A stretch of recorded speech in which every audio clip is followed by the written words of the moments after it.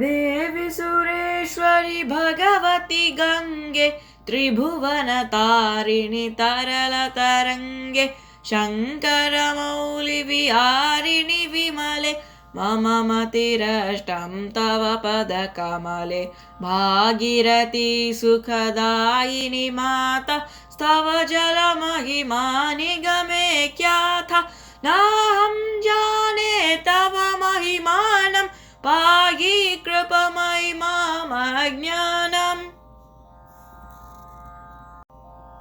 हरिपदपादय तरंगिनि गंगे हिमविदुमोक्ता धवलतरंगे दूरीकुरु मम दुष्कृतिभारं कुरु कृपया भवसारगपारं तव जलममलं येन निपीतं परमपदं खलु तेन गृहीतं मातर्गंगे त्वय्यो भक्ता किल तं द्रष्टुं न यमशक्तः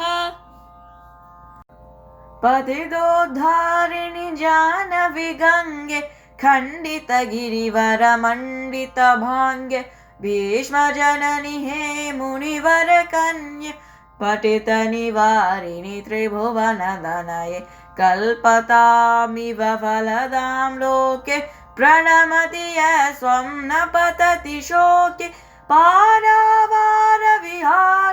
गंगे विमुखयुवति कृततरलापाङ्गे तव जन्मातः श्रोतस्नाता पुनरपि जठरे सोऽपि न जाता नरकनिवारिणि जाह्नवी गंगे खलु विनाशिनि महिमोत्तुङ्गे पुनरसदङ्गे पुण्यतरङ्गे जय जय जाह्नवी करुणापाङ्गे इन्द्रमुकुटमणिराजितचरणे सुखदे शुभदे प्रत्यशरण्ये रोगं शोकं तापं पापं हर मे भगवति कुमतिकलापं त्रिभुवनसारे वसुधाहारे त्वमसि गतिर्मम खलु संसारे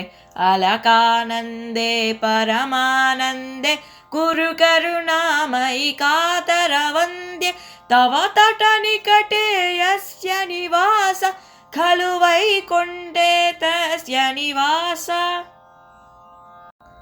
वरमिह नीरे कमठो मीन किं वा तीरे शरताक्षीण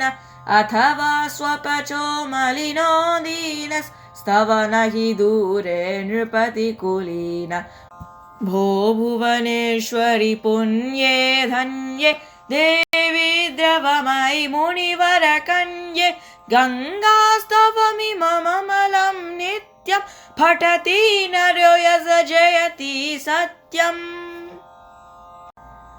येषां हृदये गङ्गा भक्तिस्तेषां भवति सदा सुखमुक्ति मधुराकान्ता पञ्जरिकाभिः परमानन्दा कलितलिताभिः गङ्गास्तोत्रमिदम् अवसारं वाञ्छितफलदां विमलं सारं शङ्करसेवक शङ्करचित्तं पठति सुखी स्तव इति च समाप्तः।